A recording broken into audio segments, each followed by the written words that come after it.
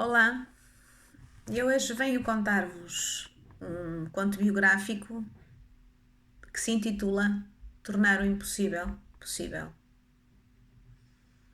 O meu nome é Silvia Carla Pinheiro Guimarães. Espero que gostem.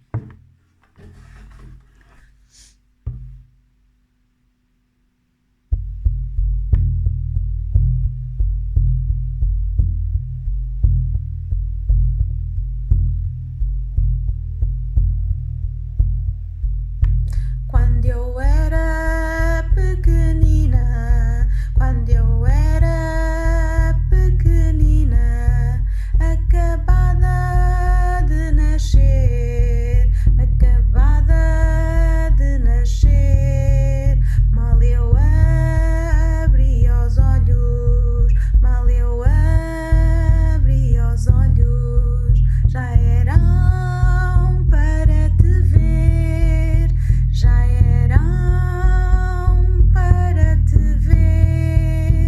acabada de nascer,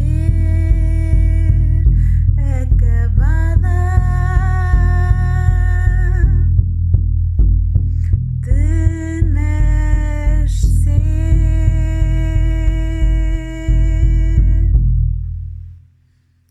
Tudo começou no dia 28 de fevereiro de 1969.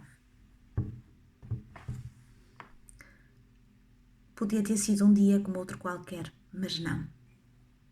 Fica um dia para a história. Porque nesse dia estava a haver um tremor de terra na cidade onde eu nasci. Um grande tremor de terra. E, ao mesmo tempo, a minha mãe teve que se dirigir, puxada, imagino eu, pela própria terra, precipitadamente para o hospital para me parir. E, já no hospital, todo o caos que se vivia à sua volta era visível, pois o chão abanava, os aparelhos, os médicos, os enfermeiros, as parteiras, não é? Todos sem saber muito bem o que fazer perante aquilo, porque era de uma grandiosidade que nos ultrapassava a todos, inclusive a mim, que estava prestes a nascer.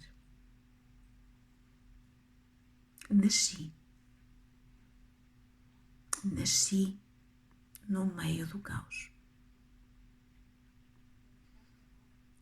E este foi o início da minha história. Com este caos que permeia o próprio dia do meu nascimento, outros tantos causos apareceram e foram-se embora durante toda a minha vida, até hoje. E eu, voltando para trás, na minha própria história, minha história pessoal, com 2, 3, 4 anos, eu procurava sair do caos que até ali considerava externo, através da ida até ao quintal, falar com as flores, brincar com as flores, com os paus, com as pedrinhas, encostar-me às árvores, baloiçar-me e inventar histórias no baloiço, que eu adorava. Ou então ir para o lago da casa vizinha da minha amiga e também sozinha. Pelo menos é assim que eu lembro. Andava, rodava pelo lago e cantava, inventava histórias e falava muito sozinha, em voz alta, e a murmurar, a cantarolar e talvez muitas vezes a chorar. Falava com os peixinhos vermelhos que habitavam aquele lago. Eu falava com a própria água e brincava com ela. Sentada na pedra. E os passarinhos que por ali andavam a chilrear faziam parte de um cenário belíssimo que me trazia ordem, paz. Outras tantas vezes pegava nos livros que os meus pais me davam, ainda antes de saber ler e escrever, e folheava-os, inventando histórias e olhando para aquelas gravuras e parando e inventando novas histórias. Quantas histórias eu inventei naquela altura? O tempo foi passando, eu fui crescendo. E claro que o caos foi-me batendo à porta, 1, 2, 3. As vezes que têm sido necessárias para chegar até aqui.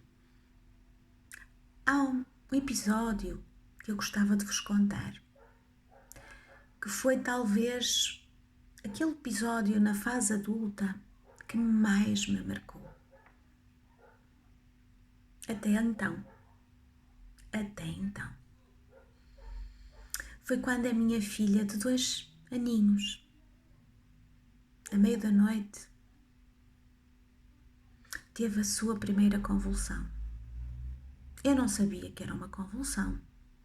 Eu só sabia que a minha filha, de repente, começou todo o seu corpo todo a tremer, os seus olhos completamente revirados e perdeu os sentidos.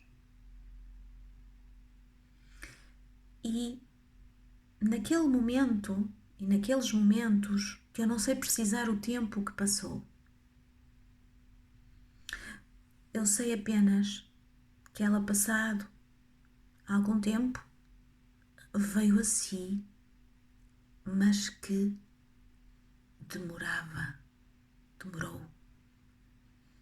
Quando vim do hospital, foi-me dito que eu tinha gritado, que eu tinha dito que ela tinha morrido. Eu não me lembrava de nada. Aliás, não fui eu que chamei o INEM.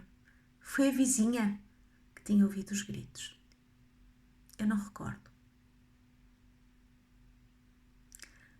Ou da terceira convulsão, quando, chegada já a casa, encontro a roupa espalhada na rua que estava a secar. Olho para mim e vejo-me toda molhada. E subindo as escadas para o meu quarto, vejo o telefone fora do gancho e o clister no chão. É quando eu percebi a quantidade de coisas que eu tinha feito durante aquele período de tempo que eu continuo sem saber precisar quanto foi. E se calhar não tem importância, porque foi interno esse tempo, não é? Para mim, pareceu uma eternidade em que eu temi de verdade a morte da minha filha por 3 vezes. Em que eu não sabia se a minha filha estava morta ou se a minha filha iria ter danos cerebrais resultados daquelas convulsões.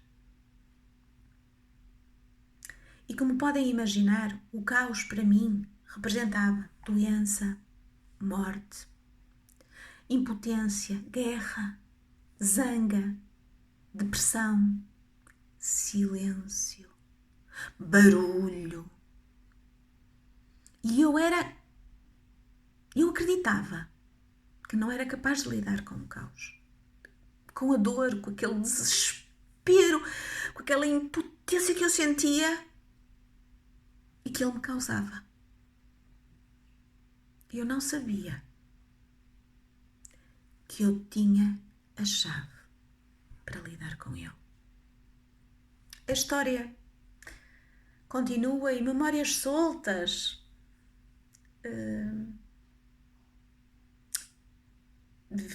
vieram-me à mente e vêm-me à mente. Normalmente são aquelas que mais dor me trouxeram ou que maior impotência me trouxeram e foram memórias de caos. Tenho outra memória que foi posterior a esta, uns anos bem mais tarde, em que a minha mãe, de forma inesperada e repentina, teve que ser operada ao coração, completamente aberta, pois estava entre a vida e a morte. E nesse dia a operação tinha corrido bem e voltámos todos para casa. Nessa noite o meu pai teve uma trombose intestinal. E de manhã, na manhã seguinte, quando nos preparávamos para ir ver a minha mãe, o meu irmão depara com o meu pai inconsciente, cheio de sangue, e teve que o levar para outro hospital, na cidade onde os meus pais viviam. E telefona-me a dizer: vai tu ver a mamã, vai ver como ela está. Quando lá cheguei, o pós-operatório não tinha corrido bem e a minha mãe estava completamente entubada. Eu fui a última visita a ter autorização a entrar nos cuidados intensivos, porque até ao fim não sabiam se me iriam deixar entrar, porque a minha mãe estava completamente entubada e fora de si. De tantas palavras sem nexo que a minha mãe me disse e que ela nem recorda, mas que eu guardarei até ao fim dos meus dias, uma das perguntas que ela me fez foi: o teu pai? Onde está o teu pai? E claro, eu tive que dizer que só podia entrar uma pessoa e que essa pessoa fui eu que entrei. Nos dias seguintes, nas semanas seguintes, o caos estava instalado porque eu saía de manhã, bem cedo, para o Hospital São João, no Porto, para estar com a minha mãe, cuidar da minha mãe, acompanhá-la, sossegá-la, dar-lhe de comer, ajudá-la a levantar, fazer-lhe massagens. E à meia da tarde eu seguia para outra cidade, para Braga, para ir ao hospital ver o meu pai. E com ele ficava até às 8 horas da noite. A recuperação do meu pai foi bem mais lenta do que a da minha mãe. E o meu pai teve, de verdade, também em perigo de vida. Como se isso não bastasse, as minhas duas filhas mais novas apanharam a viracela. E, portanto, eu tinha a doença instalada a toda a minha volta. E eu, todos os dias de manhã, me levantava e repetidamente eu fazia isto. Cuidava das meninas, ia para o Hospital São João, no Porto. Depois seguia para Braga, para o Hospital de Braga. E depois ia para casa. Cuidar novamente das meninas. E assim foram durante quase um mês. Até que tudo começou a sossegar. Em que eu tive tempo de parar e de poder chorar. Só aí eu tive tempo de chorar. E como imaginam, as memórias também são aquilo que nós fazemos delas. E curiosamente, eu até hoje não tinha encontrado aquilo que unia todas aquelas memórias e tantas outras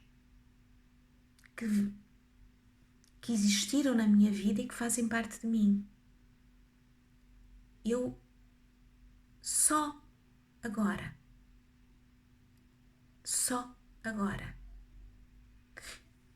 eu consegui perceber o quanto eu fugia do caos, o quanto ele era pavoroso e quanto ele, afinal, pode ser totalmente criativo.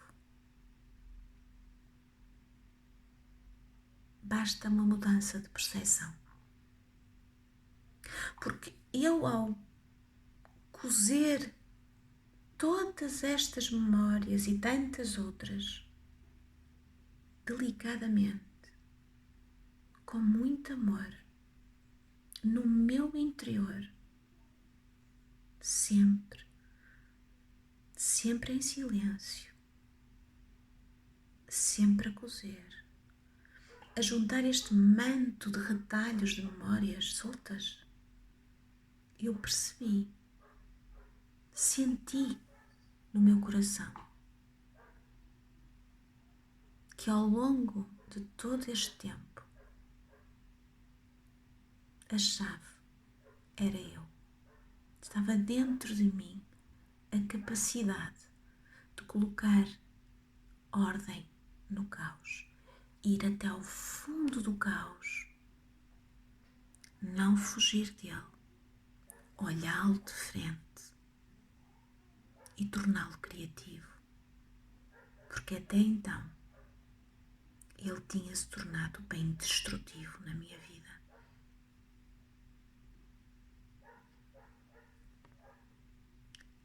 O que eu senti e sinto hoje é que estes aparentes opostos de ordem e de caos podem ser unidos e pintados delicadamente e unir memórias em que o caos trouxe a ordem, uma ordem maior.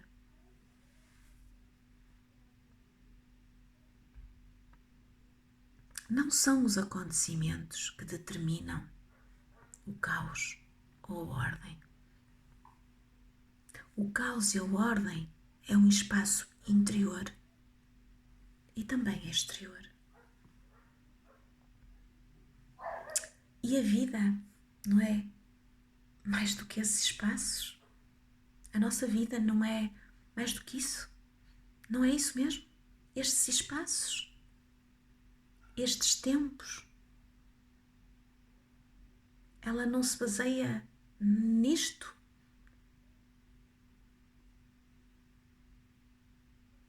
Momentos que estão dentro do tempo ou fora dele, que estão dentro do nosso espaço interior ou estão fora do nosso espaço exterior?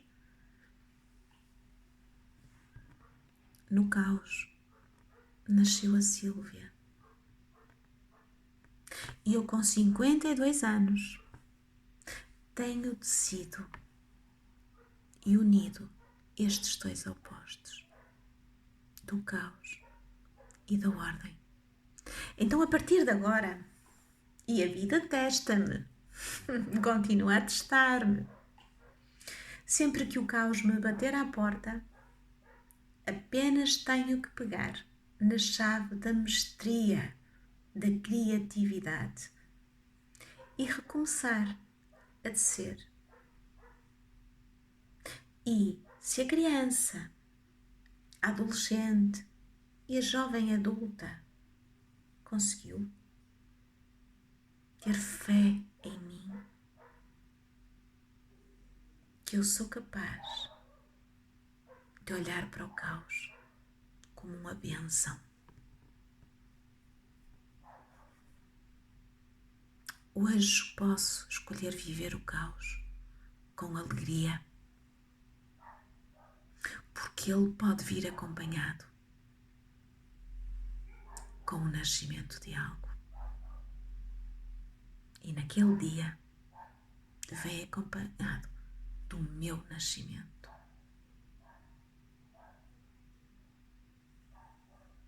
Eu trago a chave, sou a chave de tornar o impossível possível.